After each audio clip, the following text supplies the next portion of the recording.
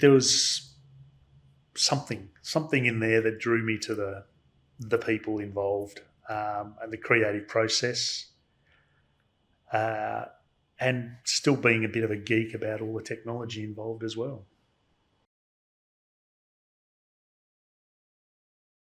I guess my interest initially to work in theatre and production was from high school musicals, um, having an interest in what all those lights and speakers and microphones actually did. Straight after high school, I went to VCA, Victorian College of the Arts School of Drama. Um, I did the technical production course there, after which I managed to start working casually at assorted, well, just about every theatre in the city. At that stage, every theatre was an individual company.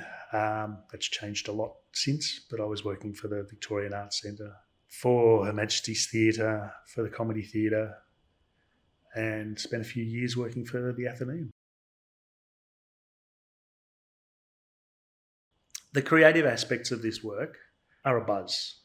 I don't always work creatively, but it always tends to be a cooperative effort amongst technical staff and creative staff. The way to actually bring a show together, it takes a lot of different skills. The various jobs that I've done for productions, for events, for concerts, changed quite a lot, from working on shows to building shows to prior to this, actually building venues and building, being part of a construction team or a design team to build a venue. This show that's in at the moment, Harry Potter and the Cursed Child, has some amazing moments, some excellent technology, and some very, very talented people working on it, both as performers, backstage as well. Another production that I worked here 20-something years ago was Beauty and the Beast, the musical that came just after the first animation.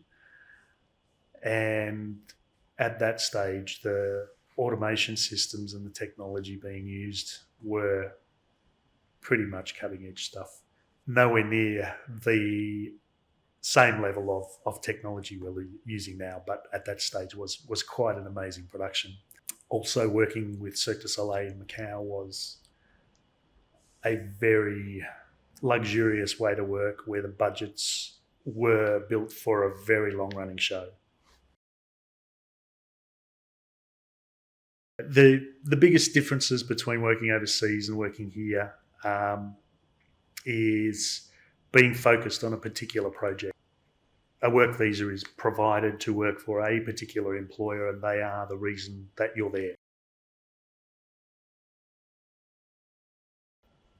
I was lucky enough to have a ticket that was ready to go to come back to Australia at the time.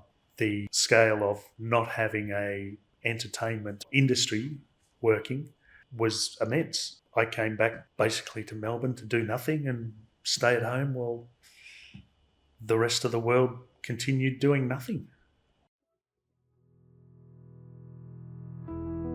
The feelings that come with an opening night are probably the same for me.